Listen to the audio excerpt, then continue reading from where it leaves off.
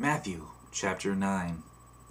Getting into a boat, Jesus crossed over the sea and came to his own city. And they brought to him a paralytic lying on a bed. Seeing their faith, Jesus said to the paralytic, "Take courage, son, your sins are forgiven." And some of the scribes said to themselves, "This fellow blasphemes." And Jesus, knowing their thoughts, said, "Why are you thinking evil in your hearts? Which is easier to say, 'Your sins are forgiven,' or to say, 'Get up and walk'? But so that you may know that the Son of Man has authority on earth to forgive sins." Then he said to the paralytic, "Get up, pick up your bed, and go home." And he got up and went home. But when the crowds saw this, they were awestruck, and glorified God, who had given such authority to men. As Jesus went on from there, he saw a man called Matthew sitting in the tax collector's booth. And he said to him, "Follow me." And he got up and followed him. Then it happened that as Jesus was reclining at the table in the house, behold, many tax collectors and sinners came and were dining with Jesus and his disciples. When the Pharisees saw this, they said to his disciples, "Why is your teacher eating with the tax collectors and sinners?"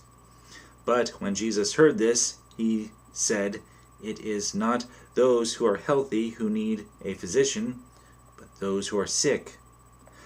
But go and learn what this means. I desire compassion and not sacrifice, for I did not come to call the righteous, but sinners." Then the disciples of John came to him, asking, "Why do we and the Pharisees fast, but your disciples do not fast?" And Jesus said to them, "The attendants of the bridegroom cannot mourn as long as the bridegroom is with them, can they?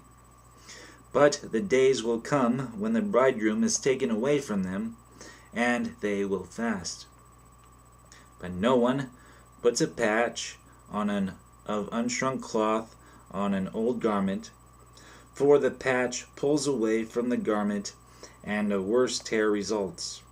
Nor do people put new wine into old wineskins.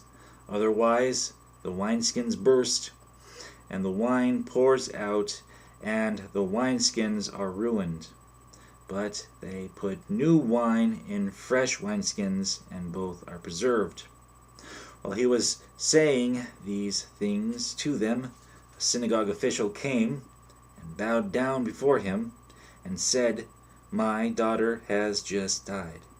But come and lay your hand on her, and she will live."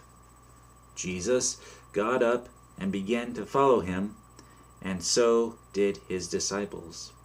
And a woman who had been suffering from a hemorrhage for 12 years came up behind him and touched the fringe of his cloak. For she was saying to herself, "If I only touch his garment, I will get well." But Jesus, turning and seeing her, said, "Daughter, take courage. Your faith has made you well." At once the woman was made well.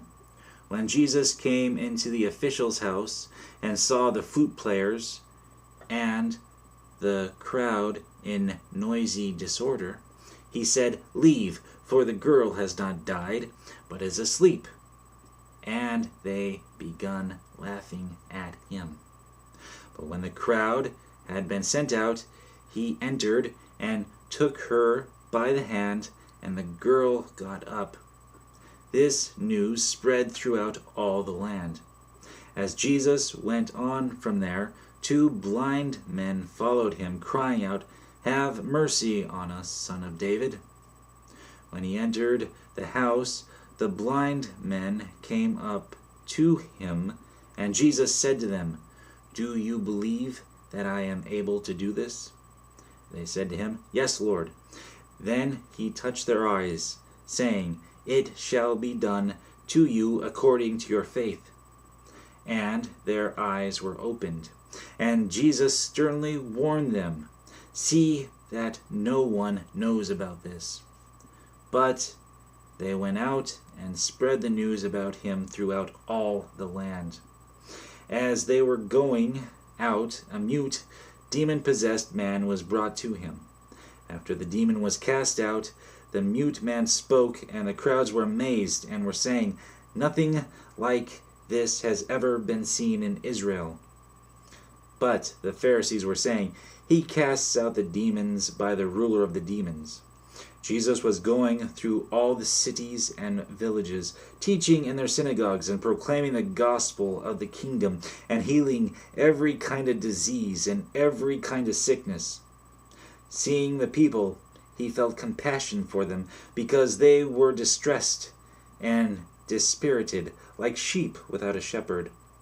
Then he said to his disciples, "The harvest is plentiful, but the workers are few. Therefore beseech the Lord of the harvest to send out the workers into his harvest."